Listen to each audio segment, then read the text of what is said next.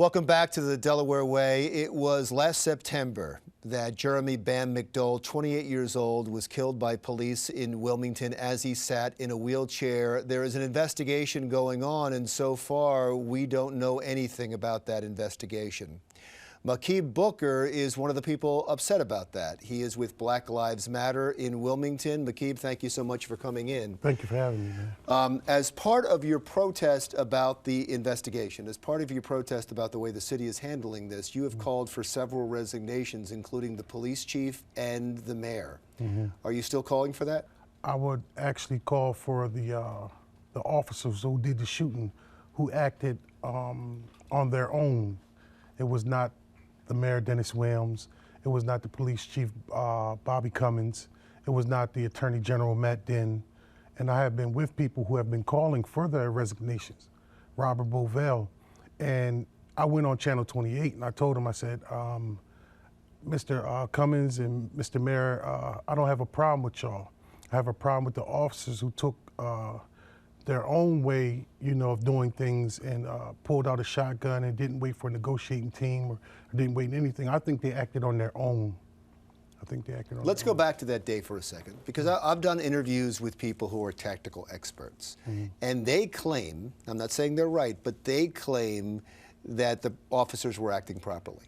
And this is what they say. They say when you have someone who could be suicidal with a gun, that until they get rid of that gun, you have to see them as a threat to themselves, to people in the area, and to the police officers. And so you have to make sure you have guns trained on them. And you say, put your hands up, drop the gun, which is what they did. And as soon as he made a gesture to go to his belt, that's when they opened fire, and that they had to, because that could be construed as an aggressive motion. Does that make any sense to you? No, that makes no sense at all to me, because Brother Jeremy McDole was moving and fidgeting around the whole time he was in his chair, and he never raised the gun in the position like he was going to shoot. And word on the street, since I'm from the streets, is he got robbed prior to the police showing up. And the 911 call was made by someone who was accessory to robbing someone. So everything was trumped up. So the investigation went off of basically false allegations, so that's why, they came ready to do what they had to do, when in fact, if they would have responded to a robbery, a victim, they would have handled the situation, I think, much differently. Police released the 911 call of a woman who was very concerned. You could tell she was upset, and she said that he had a gun, and she said that he already shot himself. And so that's what they were responding to. Wouldn't that explain more why they responded the way they did? Even in that, per se, the lady on the 911 call, word on the street is that she was a part of the robbery. Jeremy McDole, the shot that he received to himself, the self-inflicted wound, was in the bottom of his rear. He was pushed out of his chair. He was shot in the rear. So, with those officers being trumped up like that, with that call, they responded in a way still that wasn't right. Because if you get a call with somebody willing to take their own lives, you would show up in a manner you would think of negotiation. Even if you don't have a negotiator with you who's trained in that area, you would think that they would show up like, man, let's try to save this brother's life, versus just showing up with shotguns and then just shooting.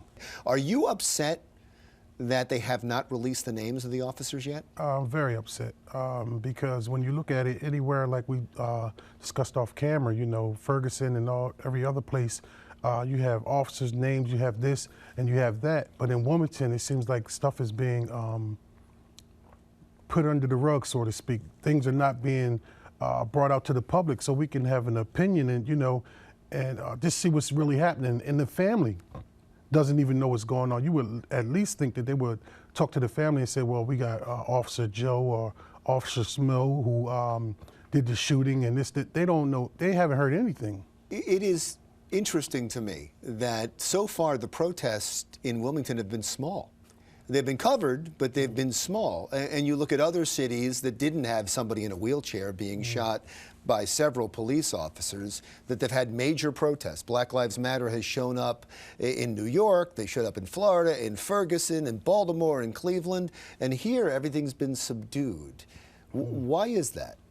When you have the so-called leaders of the African community, which we have to get away with leaders, like we need someone to lead us, we don't need that.